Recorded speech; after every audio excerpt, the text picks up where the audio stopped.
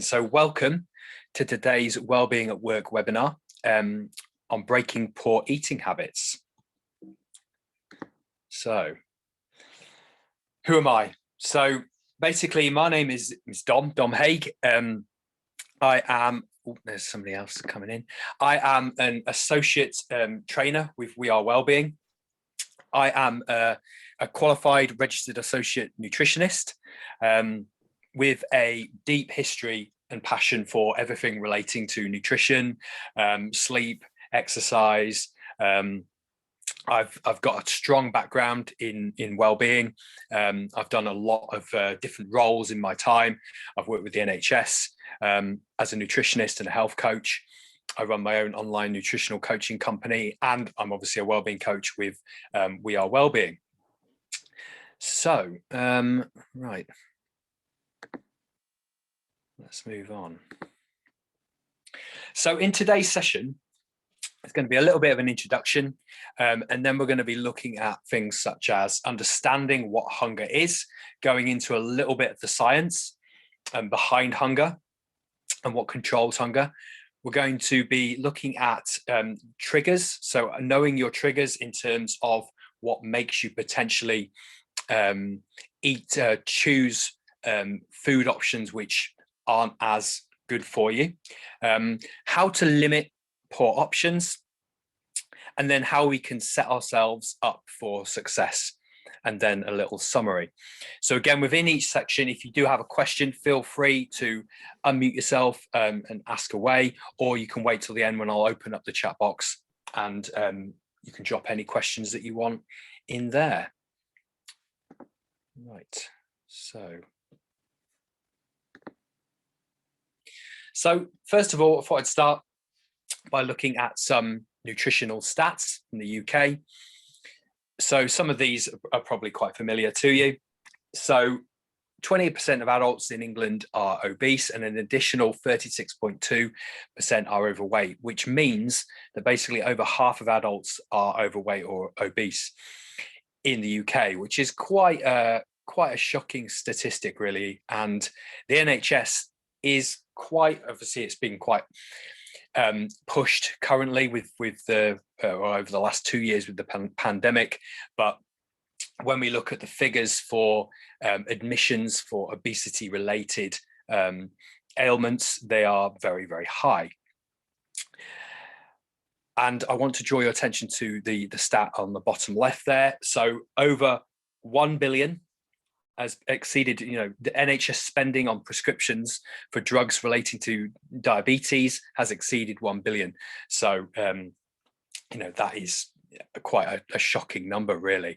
And it's something that we can do something about. We can all take control of our nutrition in a way, and look to make better choices and form better habits. And that's what we're going to be looking at today. So I wanted to draw your attention to another stat in terms of what are the top Google search terms when it comes to nutrition and weight loss. So the top three are how to lose weight fast, weight loss medication, and appetite suppressant, which is quite interesting. So it's all about the short-term sort of quick fix, people wanting instant results, and potentially not looking at the root cause of what they're wanting to try and correct. So a lot of us want instant results, and we don't necessarily look at our nutrition as a whole and what changes we can make, as opposed to looking for the fastest way to drop body weight, going on using a fad diet, or even how to suppress our appetite. So the UK eats more junk food per month than any other European country. And 44% of UK adults say they have ruled out certain foods due to having to cook it. So a lot of people don't know how to cook, they lack kind of the basic understanding of how to put together meals, and just don't get certain foods they won't ever use, won't ever try, because they're not really sure how to cook it. And a lot of people are still confused about healthy eating and how to balance their food. So they follow food avoidance diets, such as cutting out whole food groups, cutting out carbohydrates, doing detoxes, following keto diets, paleo diets, 5-2, a lot of these different fad diets, fad diet is a food avoidance diet, and they're not really massively necessary. I just need to admit a couple more people in. There we go. Yeah, they're not massively necessary at all, because we can achieve health and physique-based goals without having to follow one of these very restrictive and unnecessary food avoidance diets. Okay, so what is hunger? So we're going to look a little bit at the science behind hunger. So hunger is a signal, basically. When we feel hungry when our body tells our brain that we need energy, so we need calories, basically. So hunger is partly controlled by the hypothalamus in our brain, our blood sugar level, so our glucose level, and how empty the stomach and intestines are. Certain hormones also play a role, which we'll come on to later, because there's two hunger hormones in particular, which are very key, which kind of regulate hunger and regulate when we feel the need to eat and when we feel satiated. So feeling full, satisfaction, that's when we feel satiated, and appetite is our desire to eat, basically. So what controls hunger? So this is where we're going to come on to talk about the hunger hormones.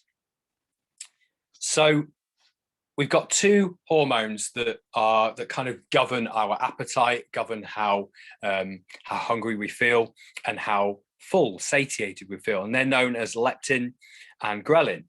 Okay, now leptin is produced by fat cells, and ghrelin tends to be secreted in the stomach. So ghrelin is the hunger hormone, and this rises when we're hungry and lowers when we're full. And leptin is the satiety hormone, so it rises when we're full and lowers when we are hungry. Now, both of these play important roles. So obviously when we're hungry, ghrelin is secreted by the stomach, and there is a communication line between the stomach and the brain, which says, right, I'm hungry now, I need to eat food, need to provide me, my body, brain, with some energy. When we have satisfied that desire, leptin rises, okay, and that tells us that we are full. So and ghrelin lowers. That's when it's working in perfect harmony, but it can become dysfunctional, okay, and I'll come on to why that is. So leptin is potentially more important for hunger regulation than ghrelin. It's been found to be a little bit more important of the two. So leptin is secreted into the circulatory system to the hypothalamus, okay, and it tells us that we have enough energy or fat so we can eat less or stop eating, basically. Now, as leptin is produced by fat cells, there is the theory that the more fat that we have, the more leptin that we have, therefore the less hungry we are. And on the other side of that, the less fat we have, the less leptin we have, the more hungry we are, which in some cases does play out true. I think you can take the example of somebody that is dieting. So somebody that's dieting that maybe has low-ish body fat, so they have less fat, they have less circulating leptin, and therefore they feel more hungry, because essentially what they're doing is they're trying to lose weight. They're putting their body doesn't like it. The human body doesn't like it when we try and take it away from homeostasis.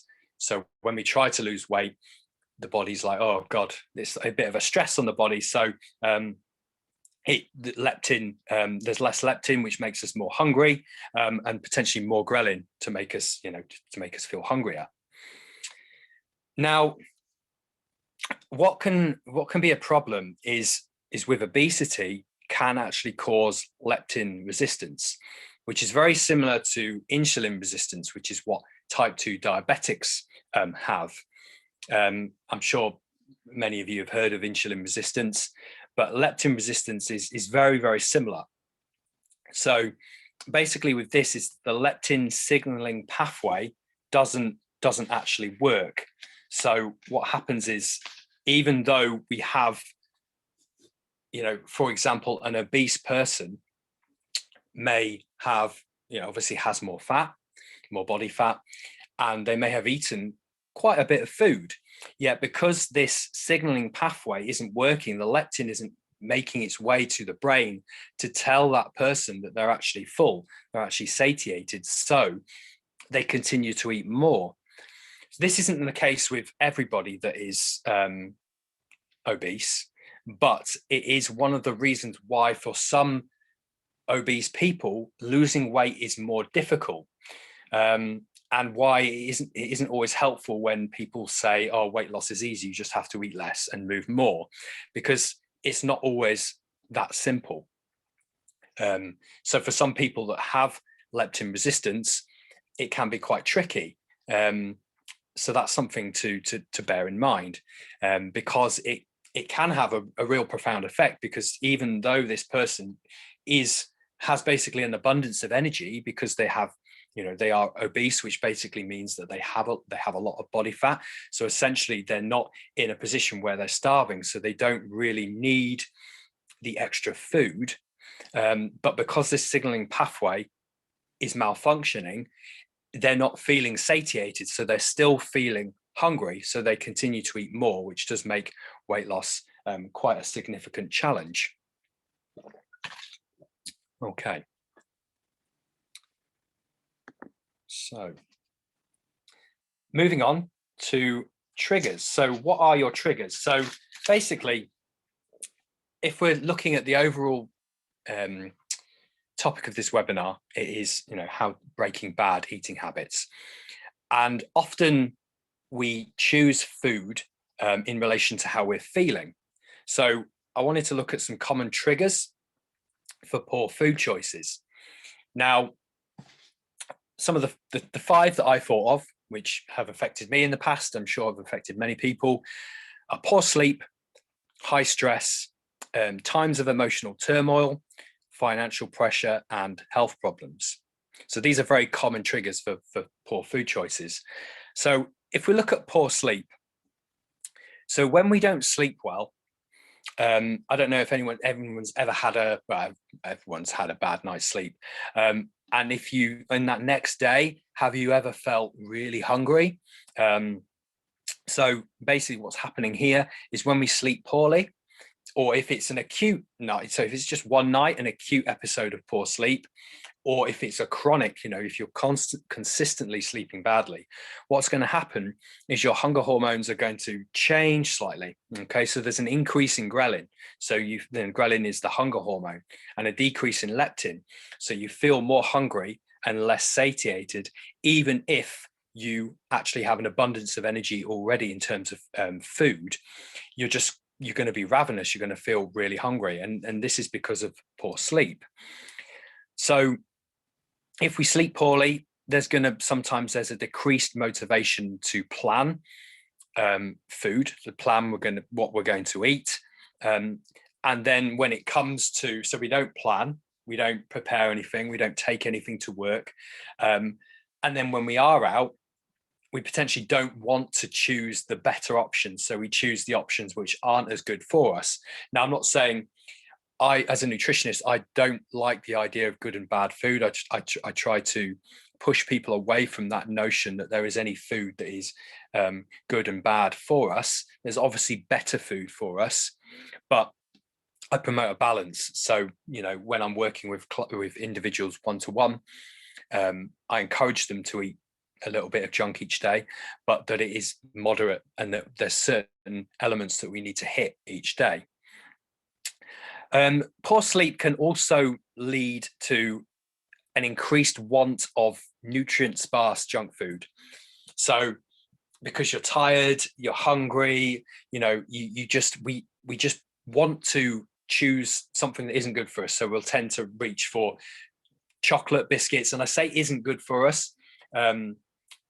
Junk food isn't inherently bad, but if your whole day is consisting of these types of food, or it's becoming out of control, that's when it can become detrimental.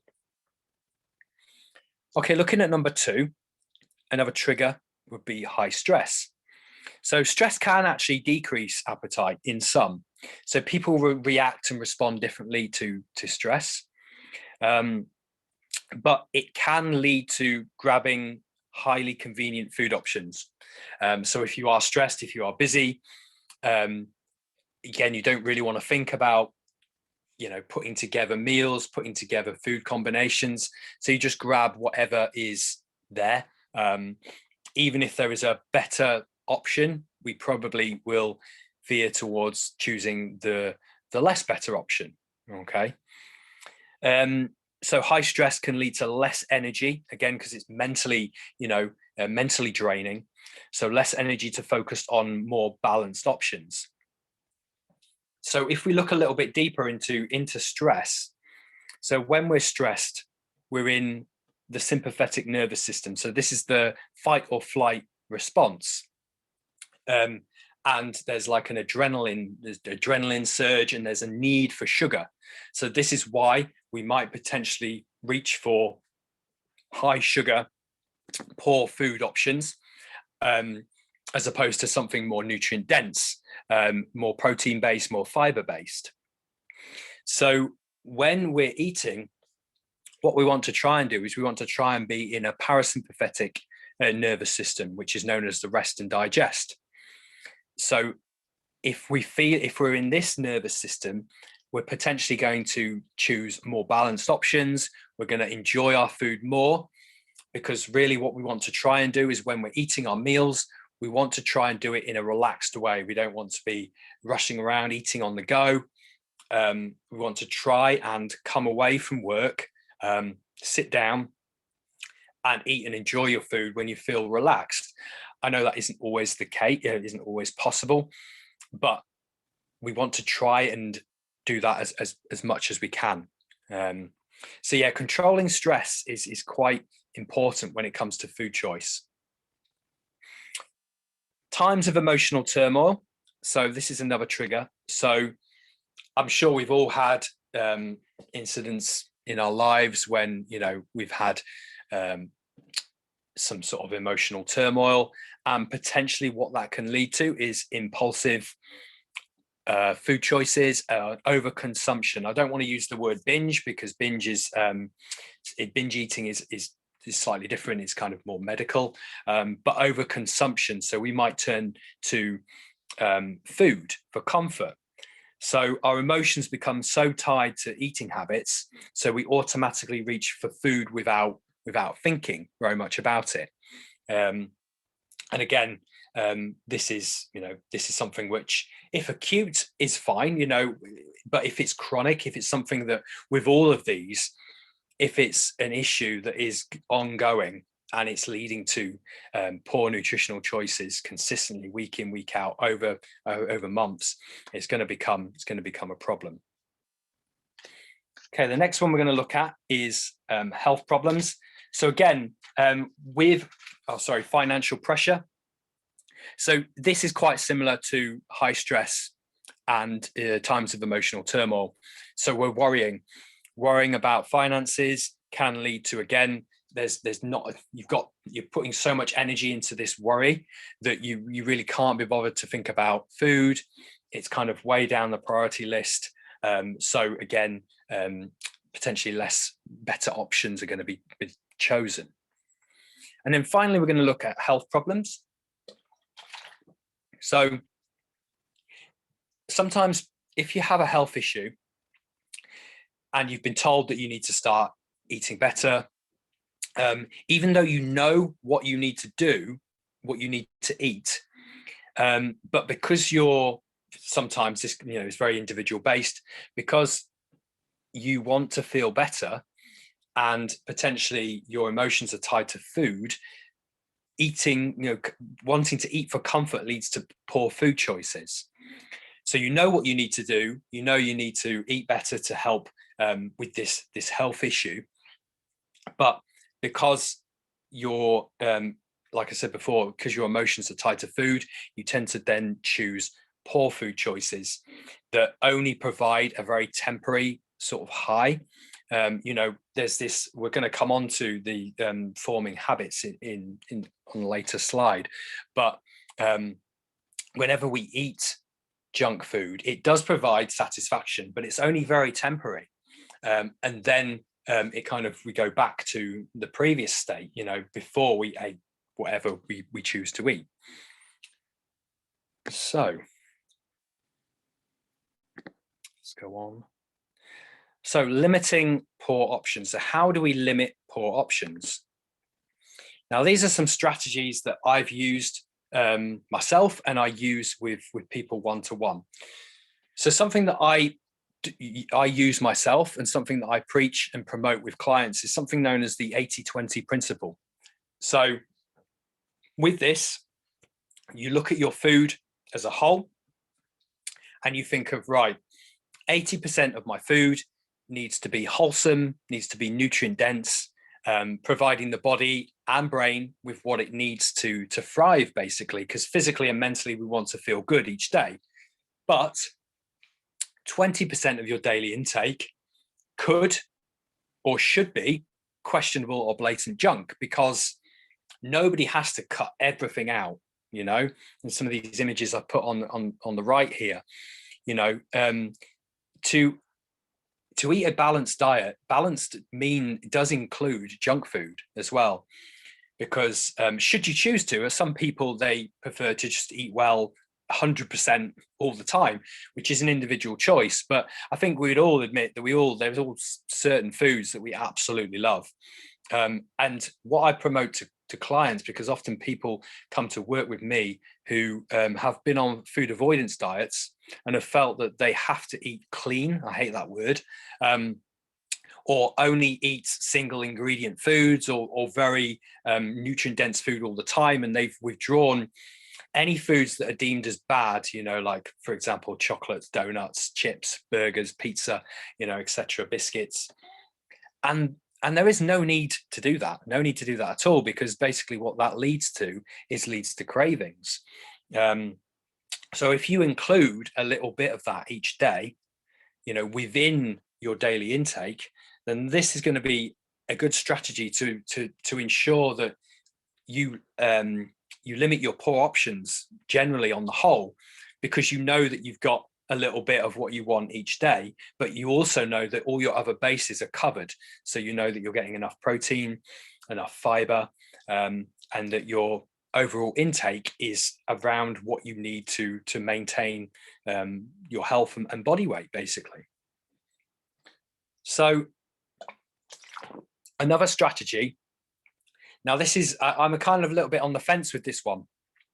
Out of sight, out of mind. So you could argue that to limit your poor options, you just don't buy any of this food. And for some people, it maybe is a necessary step if they can't control the amount of said food that they're eating. But I'm not sure if it's a help or a hindrance, because if you're not buying this type of food, then there's no way that you can get to a point where you are quite comfortable just having a little bit of it. For some people, it might be a necessity because they simply can't control their intake. So instead of just having a couple of squares of chocolate, they eat the whole bar. Just one donut, they have 4, for example. So it's interesting. It's whether that is actually going to be a help or a hindrance, and it's very much dependent on the person. So the third option there, third strategy, is to focus on protein and fiber. So with your food, if you're consuming enough protein and enough fiber, you're going to be more satiated. Okay. Again, satiated is that feeling of the feeling of fullness. So if you feel more full during the day, you're less likely to want to grab something that potentially isn't quite as good. When you feel like a little drop in energy, you feel like, oh, I'm really hungry now, I'm just going to grab this chocolate bar. Maybe because you haven't actually had a balanced meal prior to that. It was very low on protein, very low on fiber. Because these types of foods just keep us feeling fuller for longer and provide the body with what it needs to feel good, so that we don't have these sudden blood sugar crashes where there's suddenly a need to grab anything. And again, this ties kind of into the second one, but you just don't buy as much junk food.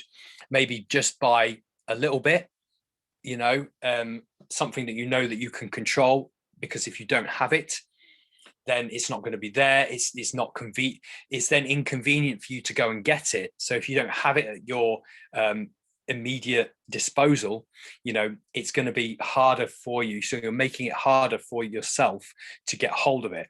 Okay. Right. So let me just take a swig of water. So how do we set ourselves up for success? Habits and behaviors. This is what we need to focus on. So lots of different habits and behaviors. Habits are difficult to form, but when they are formed, they're very simple to maintain.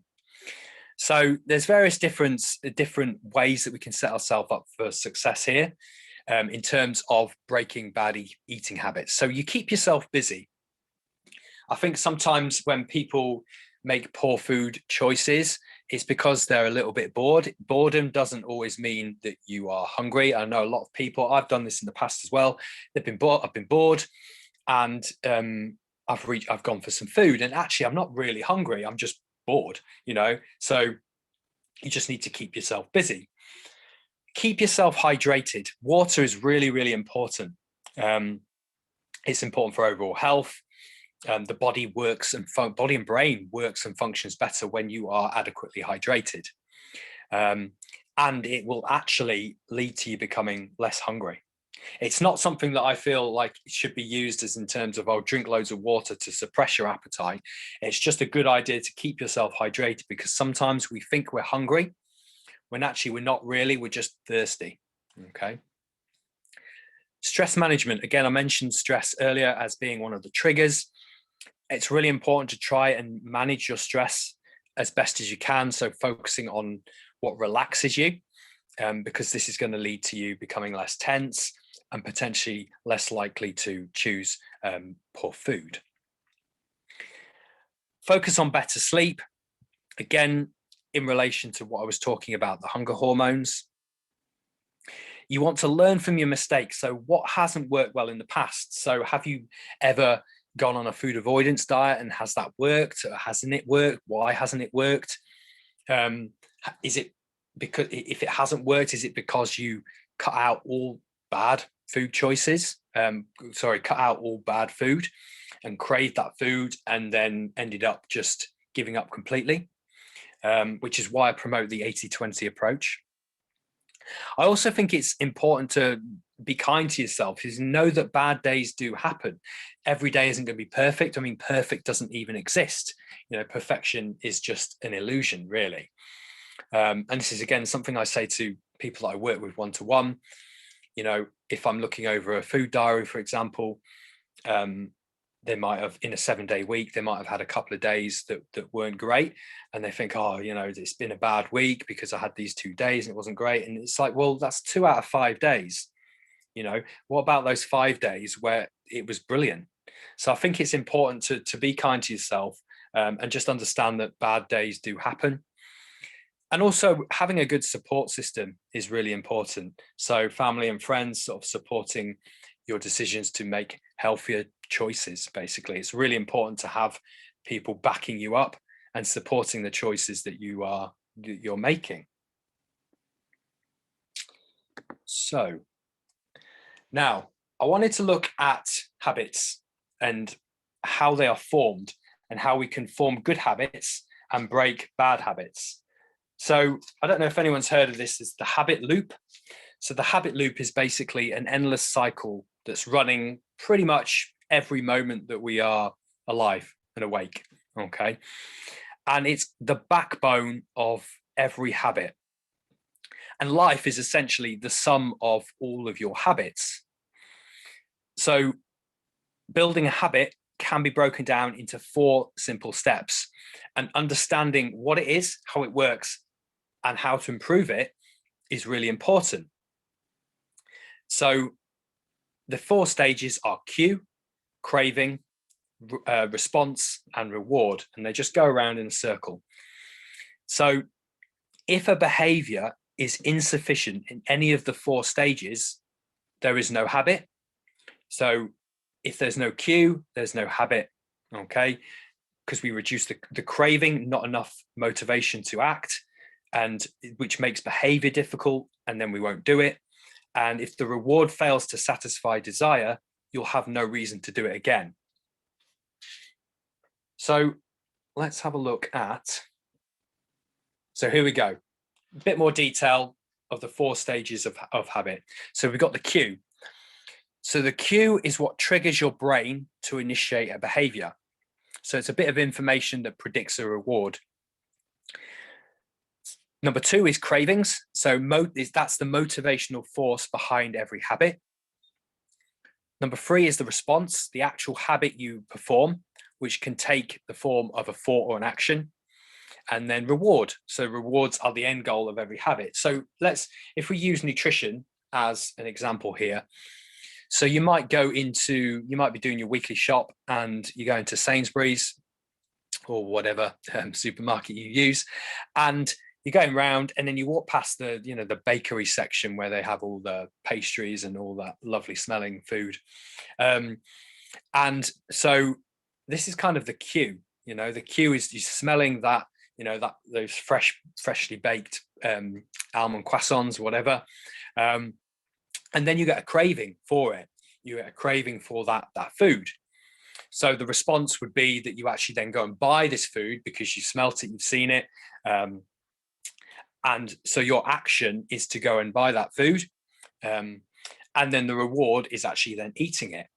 Okay, so that's kind of a habit. And if that happens every time you go into the supermarket, that's you formed a habit there because it happens every time. So looking at good habit formation, just close that there, keeps popping up. Okay, so good habit formation. So we've got 4 laws here, and each law is a lever that influences behavior. So when a lever is in the right position, creating good habits is effortless. But when levers are in a bad position, it's almost impossible. Okay, so the first law is the cue. You want to make it obvious. So for example, relating this to food, buy food to cook better food, so buy the ingredients to cook better food and buy better options. So the second law of the craving is make it attractive. So cook food that looks nice and buy food that looks nice as well. Okay. Number 3, the third law is response. So make it easy. So don't overcomplicate making meals or choosing snacks. And then the 4th law is reward. So make it satisfying. So make your food taste nice. I think one of the biggest problems that people have when they're trying to make better nutritional choices is they think healthy food has to be bland, or they make very bland food, which just doesn't taste anything like that pizza. So they make like chicken, rice, and some sort of vegetable, very bland, very boring, and they're like, well, this doesn't taste as good as that pizza, which obviously it doesn't. But there are ways to make more basic food taste really good. I think that's really important.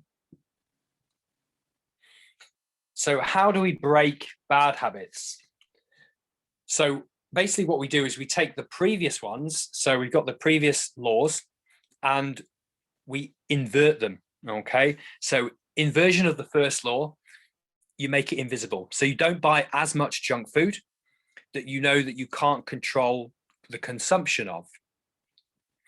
So inversion of the second law, craving, you make it unattractive.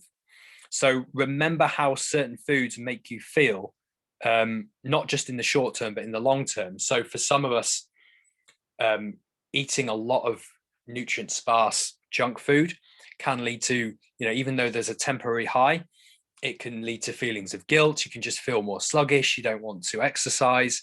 So try and remember how that makes you feel, which then makes it unattractive to you. So inversion of the third law is the response. So make it difficult. So if you don't buy certain foods, it's then an inconvenience to have to go and buy them. So if you don't have them at home, you can't then take them to work. And then when you're at work, you think, oh, well, I'm gonna have to go and buy that now. So you're helping yourself because you're making it inconvenient, making it difficult. And then finally, inversion of the fourth law is reward, is you make it unsatisfying. So again, remember how you feel after consuming better food. So you've got more energy, you're more alert, you sleep better, you exercises, it feels better, and potentially weight loss as well. So try and remember all the positive things about making better food choices, and that makes the less good options more unsatisfying to you in your mind anyway. Okay. So moving on to some tips. Obviously, this kind of covers a lot of what we've talked about. So keeping yourself hydrated. So hydration is very much an individual thing, how much people need per day. But I would say most people should be looking at a minimum of 2 liters of water a day. Which is quite easy to achieve. Now, what I tend to do is I tend to buy, and what I encourage my clients to do is buy like a 1.5 liter water bottle, and then try and consume at least 1.5 of those each day. And actually, it's very easy to do if you're constantly sipping on water throughout the day, rather than waiting until you're really, really thirsty to drink. And keeping hydrated will also lead to less cravings, because sometimes when we think we're hungry, we're actually just thirsty.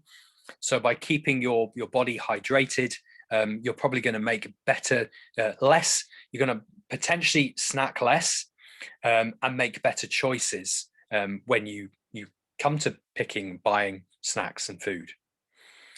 So weight is, you want to maintain a healthy weight. Apologies for that little spelling error on healthy there. I don't know what the word healthy is.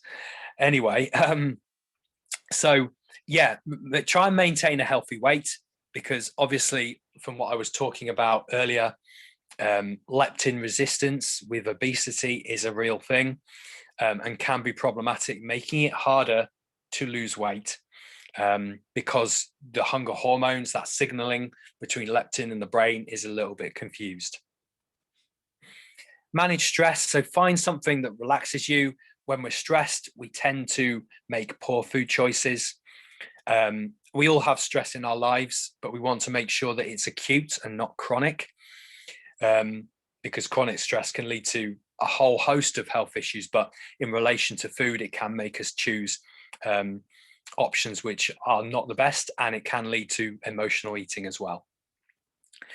So in terms of your food, consume a healthy, balanced diet. So as I was talking earlier, making sure that you're eating some form of protein and fiber at each meal, because that keeps us feeling fuller. So it's we're more satiated, less likely to feel hungry constantly throughout the day. If your meal contains very little protein and fiber, you're probably likely to be hungry very shortly after that. So focusing on more balanced meals probably means you snack less, and then you make better choices when you do have the occasional snack. Looking at sleep again. So look after your sleep hygiene. So what I mean when I talk about sleep hygiene is what you do in the evening to ensure good sleep. So avoiding screens an hour before you go to bed, because the blue light that is emitted from your iPad, your phone, can confuse the communication line between your retina and the hypothalamus, which means that you are going to produce less melatonin. Melatonin is the sleep hormone. So we want to be encouraging the secretion of melatonin in the evening. And if we are blunting it, we're going to go to bed feeling not tired, basically. Other aspects of sleep hygiene are doing something relaxing in the evening, making sure that your bedroom is promotes a sleep-inducing environment. So, dark room, nice temperature, good mattress. And sleeping better helps to regulate your hunger hormones. So you're less likely to feel ravenously hungry the next day if you've had a poor night's sleep. Activity. So keep yourself physically active and fit. So physical activity doesn't just mean like, your traditional forms of exercise, just walking, aiming for, a set amount of steps per week is a really good thing to look to achieve. Because I think when we're focusing on our fitness, we're more likely to want to support that by making better food options, by making better food choices.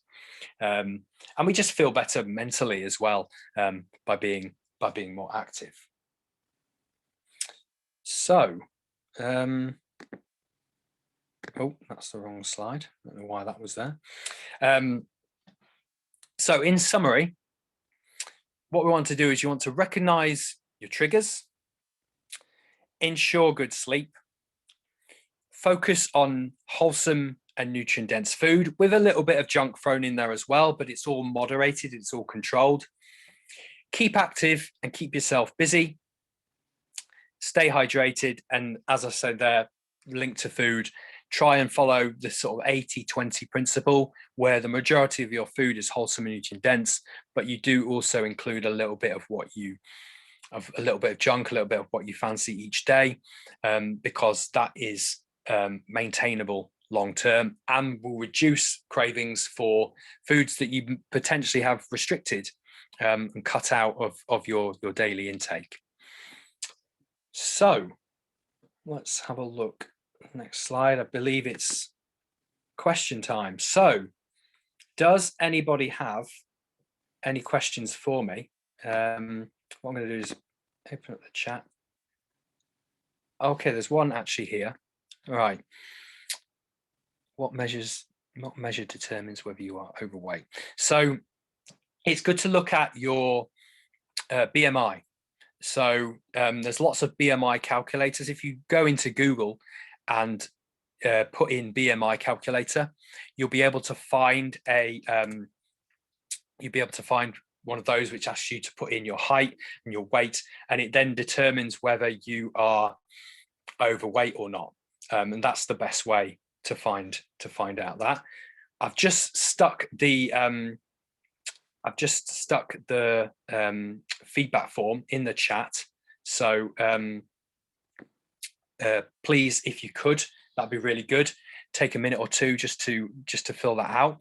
Does anyone else have any more questions for me relating to anything that I've mentioned in today's webinar? Anything nutrition related? Always happy to answer questions. Okay. So, is there a diet I would recommend? So, not massively. I'm not a massive fan of Slimming World, and I'll tell you why. Just because I've worked with a few people that have previously used Slimming World, and yes, they've had success with it, but when they come off it, they don't really know how to maintain it, because, and correct me if I'm wrong, from what I've heard, Slimming World have various strange rules, like they have sins on certain foods, and they have free foods. And what I don't like is the negative connotation surrounding the foods that they class as sins, but also the fact that they have these free foods which you can eat as much as you want of, whereas essentially there's no food is ever free. You know, pretty much all food has calories, and saying to someone that has a problem with food portion control that you can eat as much of this, like I believe pasta is a free food. So saying to somebody that is having difficulty losing weight, you can eat as much pasta as you want, is a little bit problematic. What I would do, the best diet is obviously one that you can stick to. And what I promote with all the people that I work with is to not cut any food out. Like I was saying before, kind of know how many calories you need to lose weight, and then focus on eating your meals, but making sure that you're eating food that you enjoy with a good source of protein at each meal, trying to make them balanced. I don't like to recommend certain diets, because all diets work because their method is always the same. So the method is to create an energy deficit. Okay, that's why they all work. It's just the approach that's different. So they're dressed up. So the diets are dressed up differently. So, you know, the keto diet is very low carbohydrate. Obviously the juice diet is just juicing, you know. And I think for some, Slimming World can be really, really beneficial, but it does lack a little bit of the education side of things. So I hope that helps. Anybody else got any other questions? You're welcome. Any other nutrition related questions?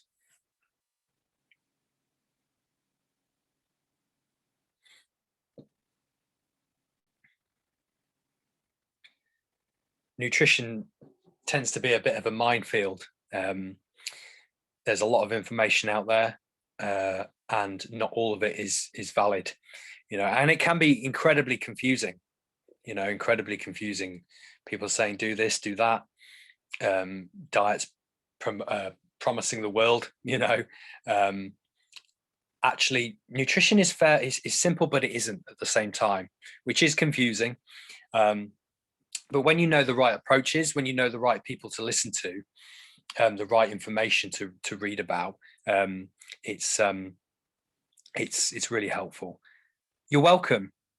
You're absolutely welcome. You're absolutely welcome. Let me just put. Let's have a look here. So if you do have any other questions, feel free to email this email, and they'll be forwarded to me. If you want to ask me a